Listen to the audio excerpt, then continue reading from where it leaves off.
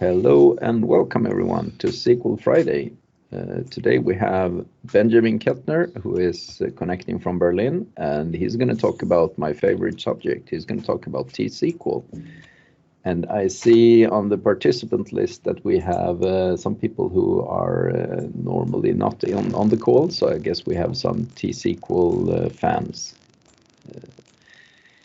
For anyone watching this after the actual event, that means you're watching it from YouTube. It's not as fun to watch it afterwards because you can't ask questions. So next time, please come to SQL Friday. It's if you live in Europe, it's literally your lunch hour, so you can have a sandwich and watch awesome presenters present, and you can ask questions as well. I'm not going to talk more. Ben or Benjamin, which do you prefer? Ben. I prefer Ben, yeah. So I know that Ben is Data Monster Ben on Twitter. So follow him there if you have follow-up questions that we don't have time for here. Well, that's all for me, I think. So I'm going to hand over to Ben. Welcome to SQL Friday, Ben. Thank you very much. The screen is all yours. Okay. Before I start sharing the screen, I'll maybe lose a few words about the title of this presentation and the idea behind it. Because it was T-SQL Ninja was in the title. And I think that maybe deserves some explanation. And T-SQL Ninja was an idea that I had together with my friend Frank Geisler. And now's the point when I start sharing my screen. And I hope that you can see my screen now. Oh, I see it. Nice picture. So T-SQL Ninja was an idea I had together with Frank Geisler, who's also a data platform MVP from Germany.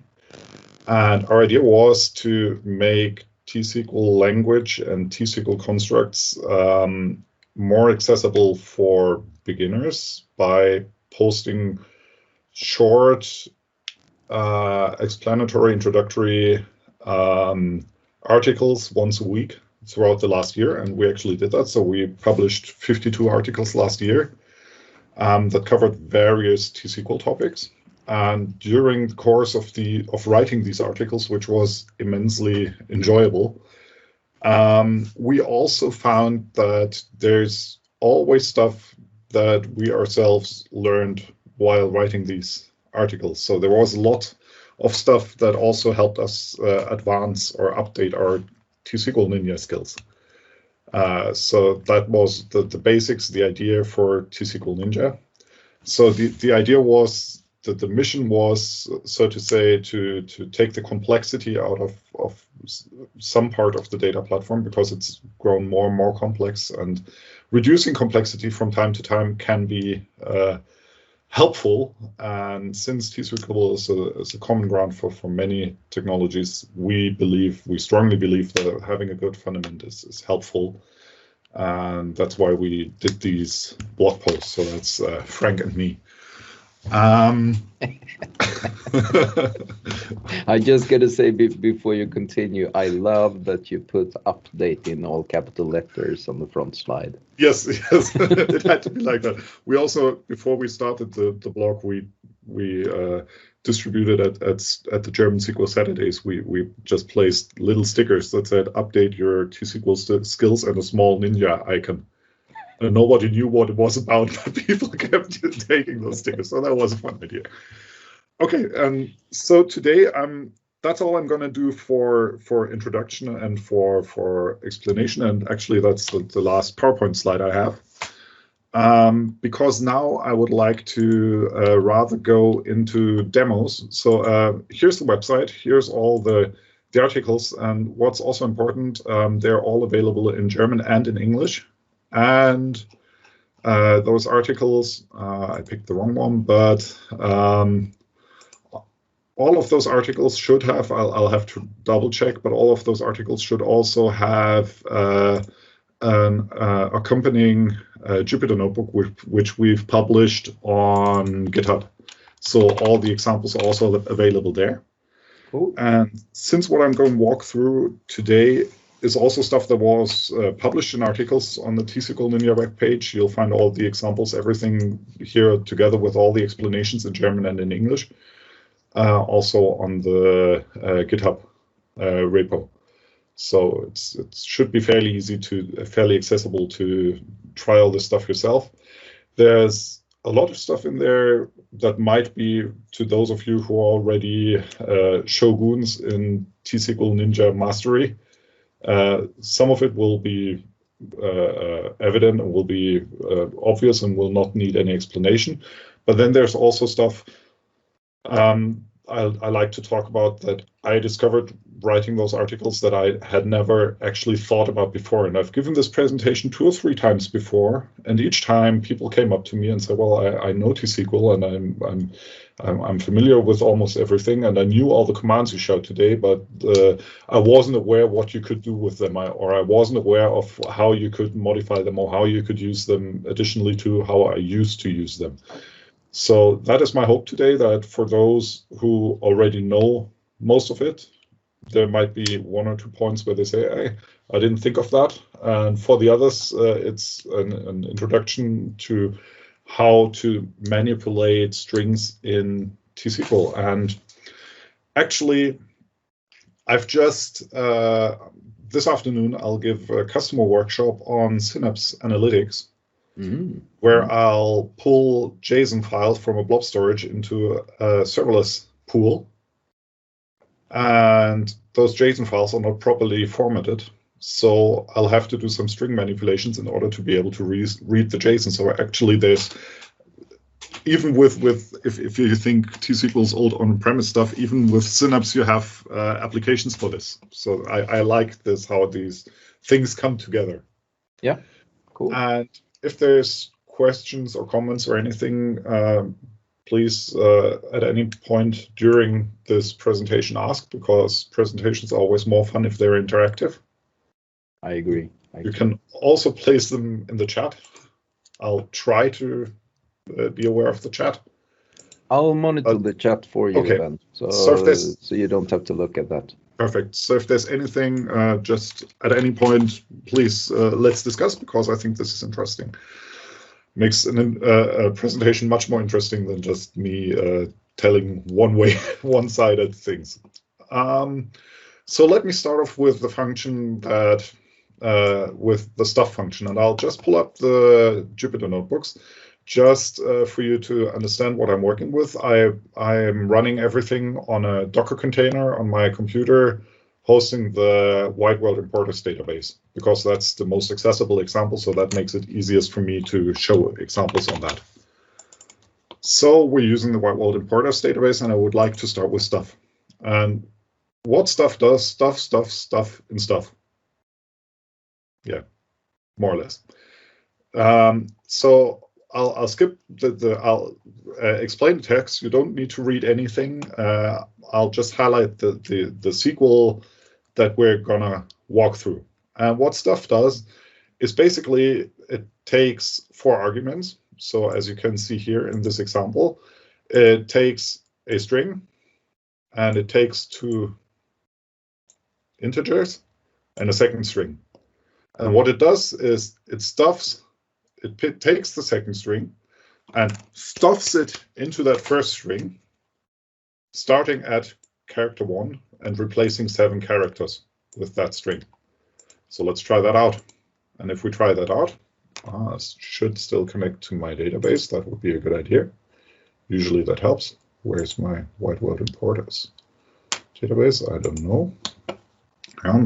However, if I do that, what happens here is show me your execution plan.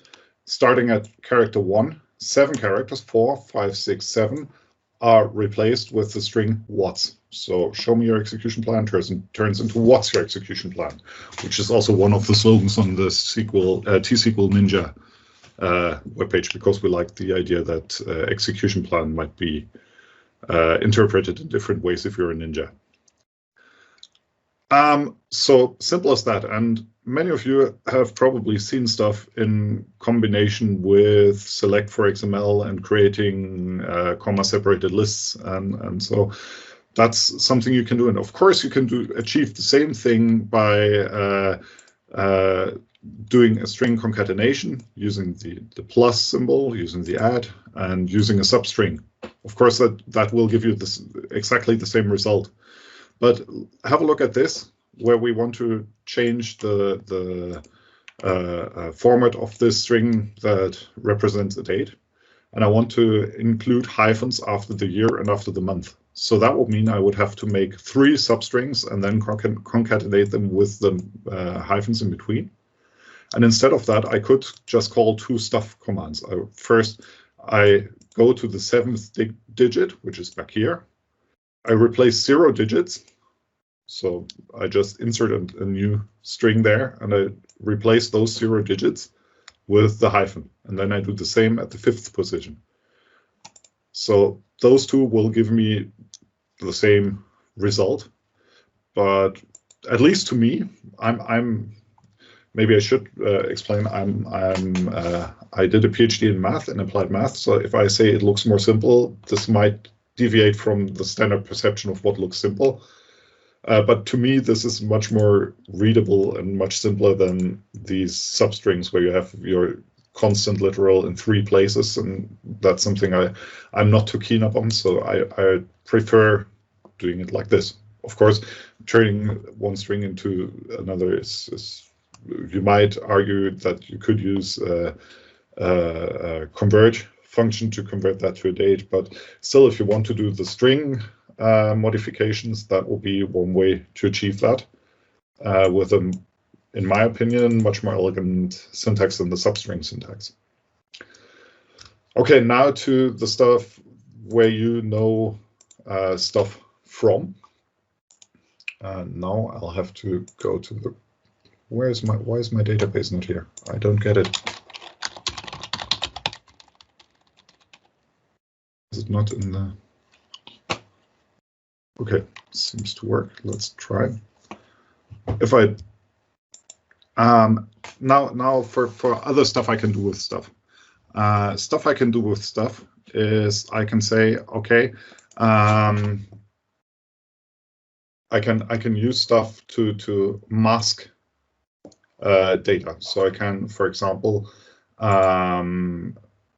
use stuff to replace the last name of a person with X's. So how do I do that? I use stuff. I use the full name column.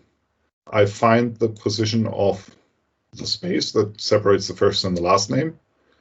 I get the length of the last name, and I replicate X's to add those into the string. So that way I could use stuff to mask. Of course, there's masking functions. So this is, again, there is better ways to do that, but you could do rather intricate stuff, modifying your string literals by using stuff. And again, this is stuff was for me function that I basically mostly used for the you all know it. You Google, I want to create a CSV from some values, and you Google that and you get this select for XML with stuff, and that's where you use stuff. And before I wrote this article, I never thought much about what stuff actually does under the hood and how it works and why it works and what other things I can do with this. So these are just some examples that I came up with while writing this. So you can use stuff to do something like data masking. And now let's come to the select for XML example that you all know, and that will conclude the stuff. And then we'll move on to something where I don't have to say stuff so often.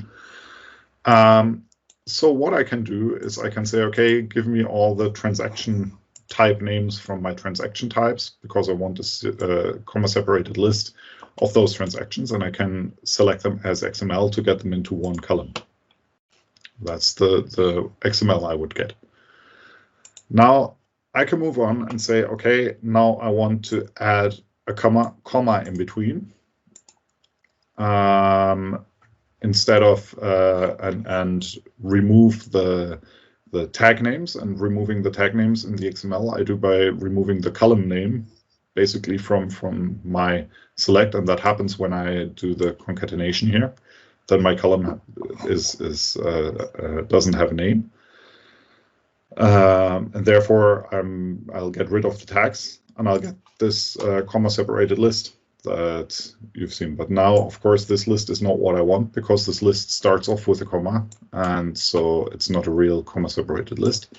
So now I can use stuff to get rid of that comma, and I do that by saying, okay, stuff, replace the first, start at character number 1, replace one character, that is the comma, with an empty string. So I can also use stuff to remove certain characters from a string.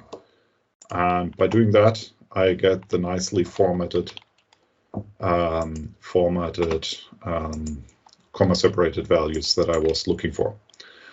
And I can even go on a bit further, and I can join these to rows of a table if I want to do that. So I could use this and join this value to each row of a table. So basically, this first little tool, the stuff tool, I guess everyone has used it in this way before at some point, but before I never thought about being able to do stuff like this with the stuff function. So I think the stuff function has many applications that we are not always aware of, because we've never taken the time, or I never took the time before, to think about what else it can do apart from being in a copy and paste snippet to create comma separated lists. Okay, now let's leave stuff behind us and do the next thing. Let's do the next thing, and let's talk about string ag. String ag is also something that's really great. You just saw that the way to create a comma separated list. Actually, string ag can do something like that much easier, because string ag, whoops, sorry. If you run string ag, I'll have to select my database again. This enables you to do this whole thing in one command if you have the values you want to aggregate in one column. String ag is basically aggregates the strings, so it takes all these strings in that column and separates them with a separator that you add here. So you can choose any separator that you want. If you prefer your lists pipe separated, of course, you could just do a pipe separation. If you do pipes, you might want to lose the space. So string ag is a function that I actually, when I researched functions for string manipulations, I had read about it somewhere, but I wasn't so aware of what it could do before. And so I think that this is also, for me, this was a good reminder that this thing actually exists. Because I tend to forget this kind of stuff. So writing it down also helped me.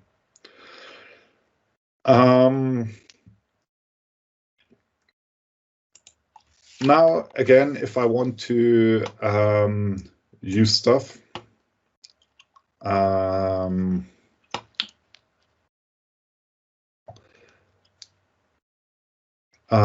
fact is that stuff is an aggregate function. So if you want to add stuff to other columns, you'll have to use the group by. Whereas with string ag, you'll have to do the same, but the query, if you compare it to these 9 lines, is just 5 lines of code, which is much more elegant, and achieves just the same thing. However, you can see that here, in this query, it's handled differently because we have the subselect. So the difference is that here, due to the subselect, here all the values are aggregated and added to each transaction type ID. And here, since I group by transaction type ID, only the values corresponding to that transaction type ID are aggregated.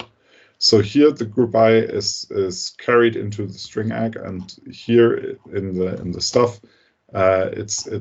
it stays outside. So the stuff has its own select, its own group by. So of course it's handled differently, and you have different aggregates. So There's differences in the usage of both. Because the subquery is executed for each row, and the string ag is only executed for each group. So that makes a huge change in things. And if you want to achieve the same thing, you'll have to auto-apply or subselect or whatever you prefer to get all the values attributed to each row. So that's just something you have to be aware of, that if you group by, even if string ag of this without the group by does the same as the stuff solution, if you actually want the same result, you'll have to do the same thing, namely execute that in its own select and therefore give it its own aggregation. Okay, so string ag, nice way of writing the stuff a bit shorter if it's if you want to create comma-separated values. But now let's get to some more interesting stuff that I enjoyed even more. Concat and concat underline WS. And the concat is known to most. Concat underline WS, not so much. So just like we did with the string ag, where we create the comma-separated values, we can do the same using concat. However, not actually the same, because here we concatenate. So this is a misconception. So we concatenate for each row the comma to the value of the row. So here we only get this.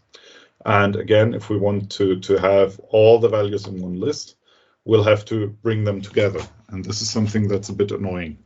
So you would not use the concat and concat WS to create the comma-separated list. Here string ag is the value, but concat has some other nice applications. And let's look into something else.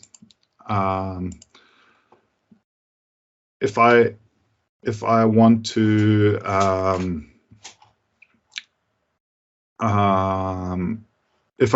have columns concatenated, so not values in a row, but values in a column, then string ag won't work, because string ag will work on one column and aggregate the different values for the different rows. However, if I want to summarize them into one string and I have them in different columns, then I can use concat, and I can say, okay, concatenate all those values. I did this transformation in the CTE here, and now I have all those concatenated. However, that's, as you can see, not so nice, because I'm missing my comma separator. So what I could do would be to just add the comma separator to each line. I don't know if that's actually in the next code block, but let's do it this way first. So I could do it like this, and then I'd have my comma separated list. However, I can also do it differently and use concat underscore WS. And underscore WS is with separator. And with separator means that the first argument I pass is a separator that is added between each two of those elements here. So if you have all those values, if you want to concatenate values from different columns, then you wouldn't be able to use string ag because you don't aggregate rows, but you use concat. And if you want it comma separated, the best way to do it will be concat underscore WS. And this neat option gives you the possibility to add your separators in here as well, to have your separated lists that you would like to. Okay, so now we've dealt a lot with creating lists and so on. Let's go for something different. We still have time left. I guess I'm talking way too fast as usual, because I tend to get excited about stuff and enjoy presenting, so I tend to talk too fast. So yeah. You're good on time, Ben. Yeah, no problem. So let's move on to translate, and you're in for a bit of a disappointment because translate doesn't actually translate strings. Unfortunately, it's not the Google translator in T-SQL. However, it helps you replace stuff. And let's see how it works. In translate, most of you will know the replace function. Some of you, many of you might know the translate function. So let's have a look at what it does. Replace, if I execute this, then both functions will do the same. This will replace the character U with the character O, and this will do a translate. We'll see the difference in a moment.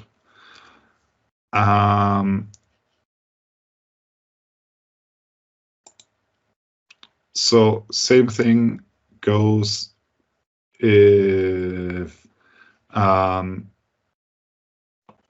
now if I try to replace the exclamation mark, this will not work because I cannot translate to an empty string. What happens here is the message, the second and third arguments of the translate function must contain an equal number of characters. So apparently this doesn't replace this string with that string, but it works character-wise. So what I can do now is apparently I can add a character here, and then the exclamation mark will be replaced by the underscore. However, it will not only be translated.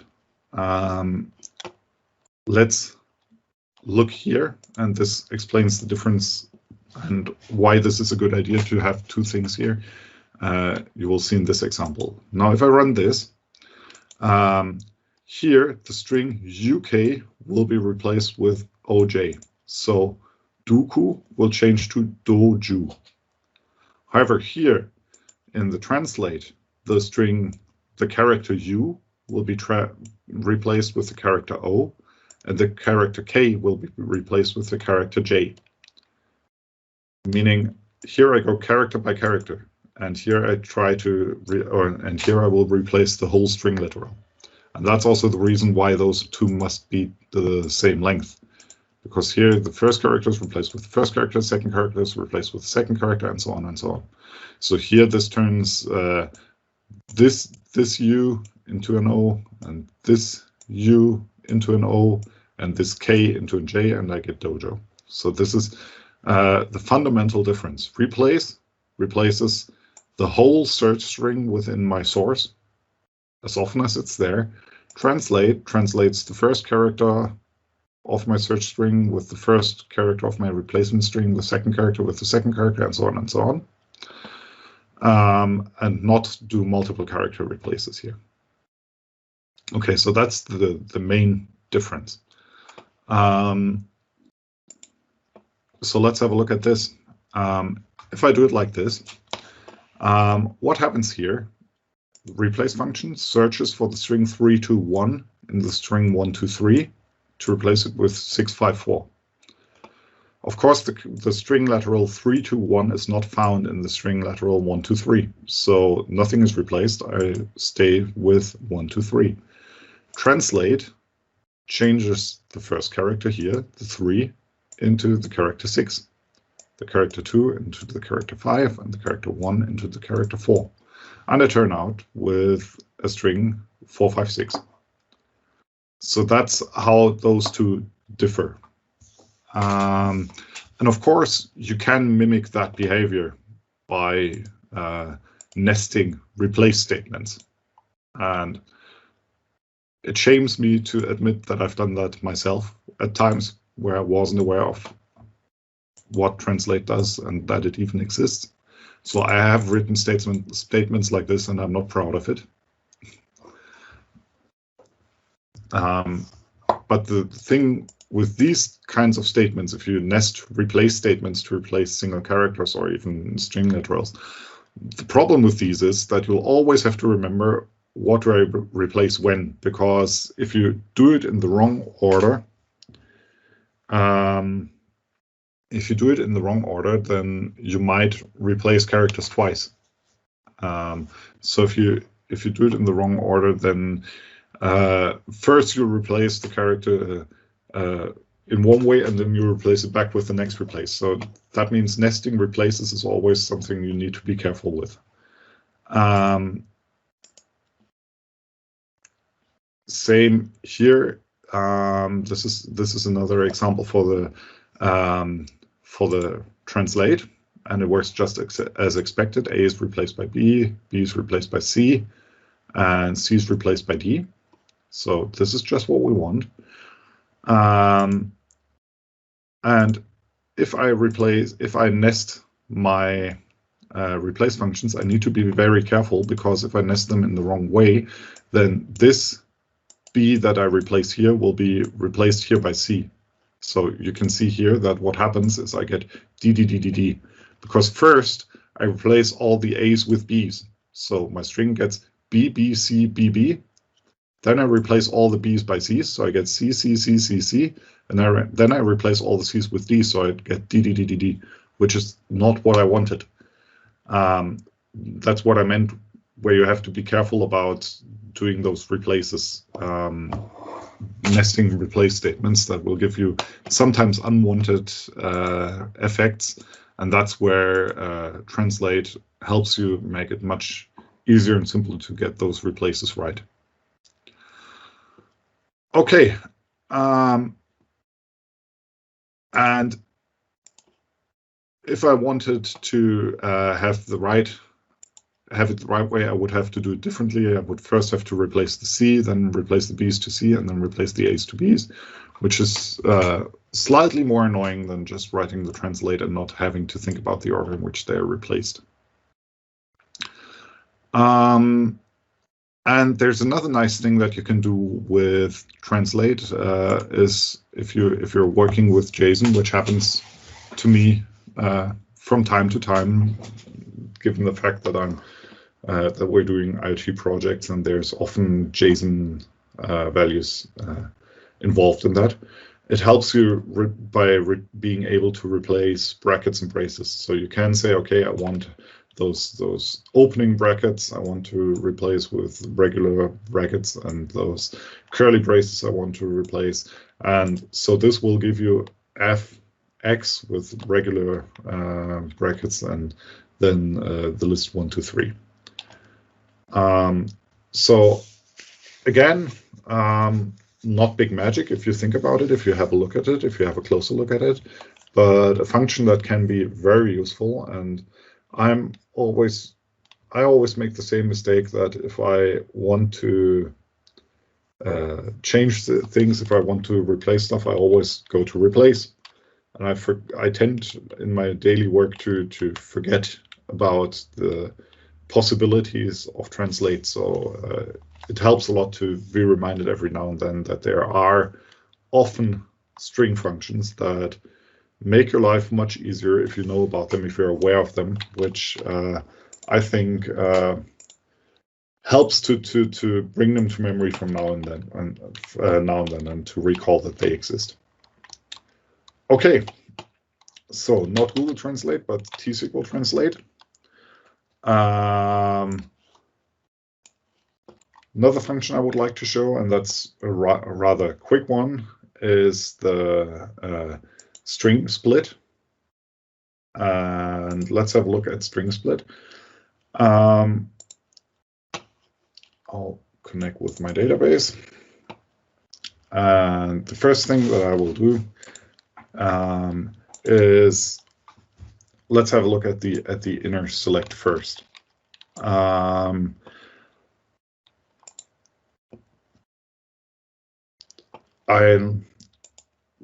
I do here is I take a comma separated list and I turn it into XML by adding tags to it here and here.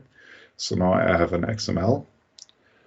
And then I can select from that XML the nodes to split that into, there's an error in my notebook I just noticed, to get from that comma-separated list the values into rows of my result set. Now, whoops, I didn't mean to collapse that. Now, this seems like a very complex way to do it, and so I was very happy when string split was first available, because string split does the same thing, but in a very, very much easier, more elegant syntax. So you just give it a separated string, and you say by which character you want to split it, and you just get the 3 rows as desired. So this helps a lot to get the separated values. However, if stuff happens where I have like 2 commas following each other, then I'll have an extra row with an empty value. But this is an empty string and not a null value. So that's something that might cause some headache in some scenarios where you have CSV files and you want empty literals to be read as nulls. You need to be careful. This will always give you an empty string and not a null value. So you'll have to deal with that later on.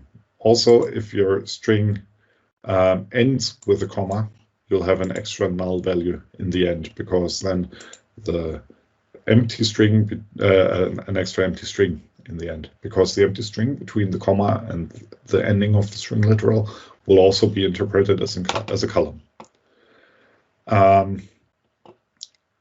Now, of course, you can easily find out that these are empty strings by checking the length of these. And now you can, of course, go ahead and say, okay, I want to filter those and have only the results in my string split that contain strings of length larger than 0. So that way you would be able to separate even a mal-formatted, comma-separated list into different rows in your result set. And of course, now you can do something really nice together with the string ag you've seen before. Of course, you could go ahead and say, okay, I would like to clean this up to have properly formatted CSV. So get rid of the extra comma here, get rid of the trailing comma. And I could do that by combining that with the string ag function that we've seen before. So now what I do is I split the string, I remove the empty strings, and then I aggregate everything with commas, and I have a nice comma-separated list without any empty values or empty strings in there, which is also a nice way of cleaning up CSV without leaving your SQL Server. So if you have tables, and it happens to the best of us, if you have tables that contain comma-separated values, which is annoying, and I try to avoid it, and I would recommend you to try to avoid it.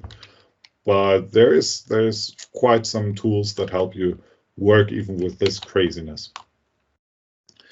And now, to finish everything up before going into my lunch break, let's talk about string escape.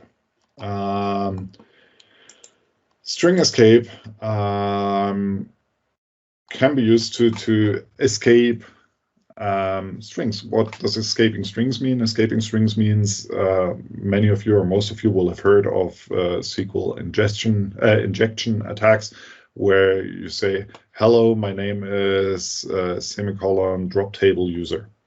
And this will break the conference system when you turn up at the conference. So you try to avoid stuff like that. And so now the question is what I need to do because what happens if this breaks is you say select star from user where name equals this. This is what would happen, and then of course the name that was entered, if it wasn't escaped, would end the string literal for the name, and then execute the drop table command, which is something I would try to avoid in production databases, if possible. So what you would need to do, let's get this back. What you would like to do is you would like to escape this this single quote, and in T-SQL you would escape it by adding another quote before it, And then you can see already by the syntax highlighting that this is suddenly recognized as a string, and this would execute what you would want it to execute. So there is a valid use case for escaping strings. And now escaping strings, there is a T-SQL function called string escape that will help you escape strings. And now let's see what happens. String escape has 2 arguments. And the first argument is the string you want to escape, and the second argument is for which language you would like to replace special characters. And here I chose JSON because if I want to export this to JSON, I want it to be valid JSON. And now if my text column contains a double quote, in JSON, double quotes need to be escaped by adding a backslash before them. So escaping the string that contains a double quote for a JSON would be done by adding a backslash before the double quote, as can be seen here. Okay, and of course now you can do this for many weird characters, and you'll get all those weird mountainy, landscapey, emoji-looking string literals, because what happens here is the slash character needs to be escaped. So it will be escaped with backslash, then the forward slash character. The quote character needs to be escaped, and the backslash character needs to be escaped with another backslash character. And writing all this with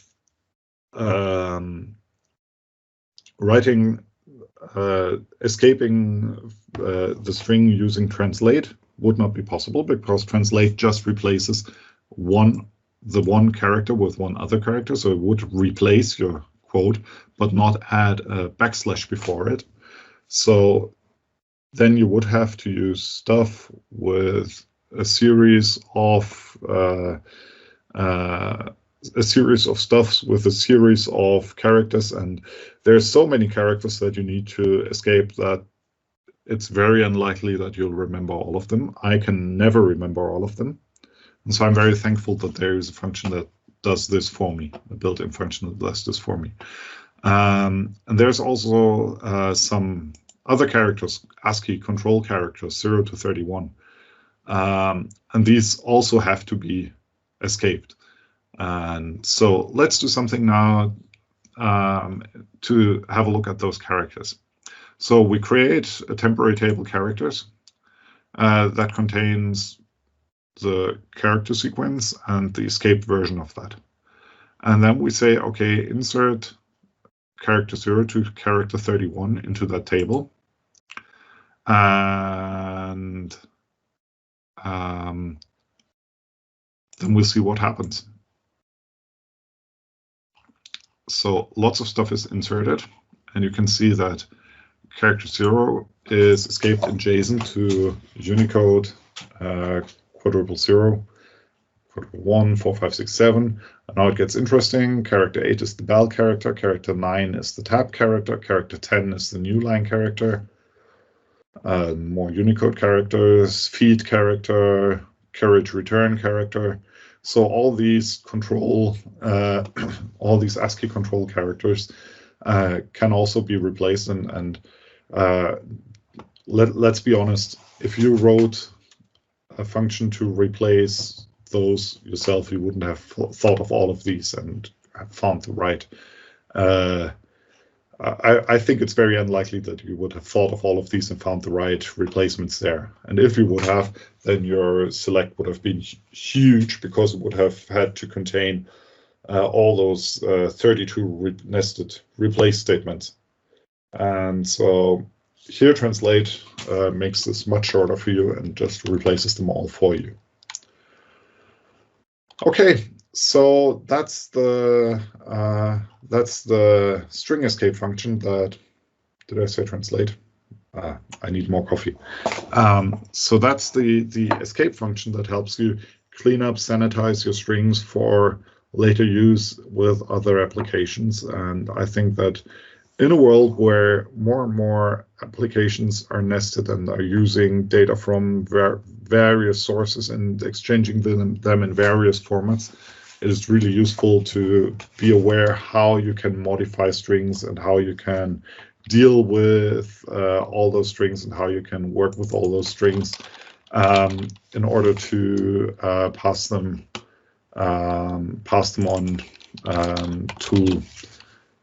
to other applications by encoding your JSON files properly and by replacing characters in your JSON files, by aggregating values that you receive as comma-separated values, stuff like that. And being able to do that within your database, within SQL, is often a useful shortcut. So I'm aware that there's other database systems out there that have string modification possibilities that make me very sad because we don't have them. For example, in Postgres, you can use regular expressions to modify your strings, which is really nice. But also the things that are available in T-SQL, widely available, are really helpful. And I think it's a good reminder to be aware that they exist and that you can use them whenever you face tasks like that. And I hope that these 45 minutes of ramblings from this crazy long-haired guy in Berlin helped you remember some of those functions. And the next time you're facing a task like creating CSVs or like cleaning up CSVs or reading data that has been comma separated or exporting to JSON, that you can think of the Ninja guys and of the dojos that you saw, and if necessary, look up the source code on the T-SQL Ninja homepage with all these examples and help you master those tasks even faster.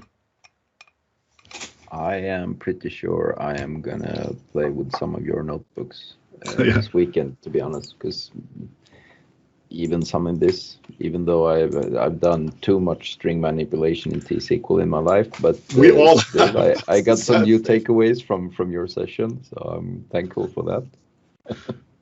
Yeah. And yes, we need the regex in that would be T-SQL. so great. I don't know why.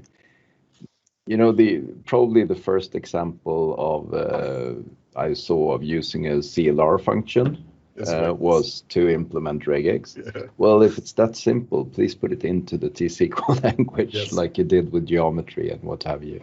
Yeah. I don't know why they don't do it. It's a mystery. Yeah. Yeah. I as I said, many of these things, we're all aware that they exist. But when we're faced with the tasks, we forget them. We forget about these nice functions that are there.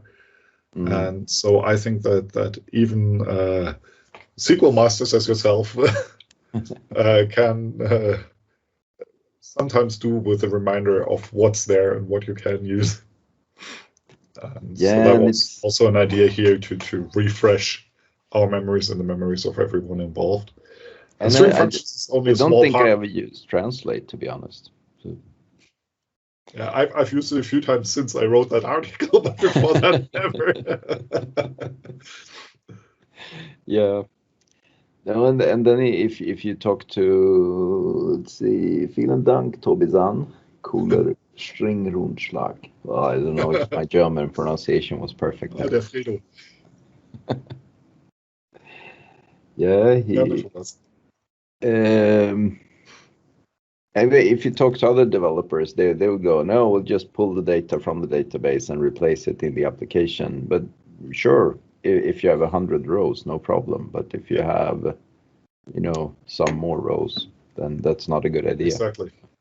And I'm constantly faced with tasks like, here we've used Data Factory to read a CSV and we've placed it in this table, and there's a large string column, and now we need to separate it, so we pull it into an application and we trigger a function and we do this and we do that. Yeah. And all this is nice, and I like writing stuff like that, but you can do it natively in T-SQL, and I think it helps to remember that. Yeah, and I think it may be, in the end, even if you don't care about performance, it may be cheaper to not have to use Azure Functions, or if you can have your managed instance or a SQL database and just do everything from there, then That's going to bring you a much cheaper solution. Yeah. And we've done, as I said, we've done 52 articles on the Ninja homepage. Mm. Not all about string manipulations, but all kinds of stuff, of course. Yeah. And string manipulations was just one block we had in between that I liked, that I thought is rather nice to demo because it's a series of topics that somehow belong together. Yeah. I really enjoyed your presentation here, so I'm going to explore more of what you did right. Yeah. I just found out before this presentation that not all notebooks have been synced to our GitHub repository, so I'll sync them later on manually. Oh, okay. Yeah. With an automatic process, and during the year, I never checked the GitHub repository, to be honest, because it was all published once a week. And the first 2-3 times I was really anxious and looked if everything worked. And after that, I just said, okay, it works. So. I see Erland I wonder if he's still on the call. Yeah, he's still on the call. So Erland is going to present. Do you know Erland from before, Ben? I think we never talked, but I read a lot from him. Yeah, and so did many of us, I think. Yeah. So it's going to be interesting to see what Erland's takeaways was from this. It was my initial thought when you said I think everyone will have at least one takeaway from this, and I thought to myself, well, I'm going to ask Erland, because if he got a takeaway, then I think it was a super successful presentation. Because oh, now you're making me nervous.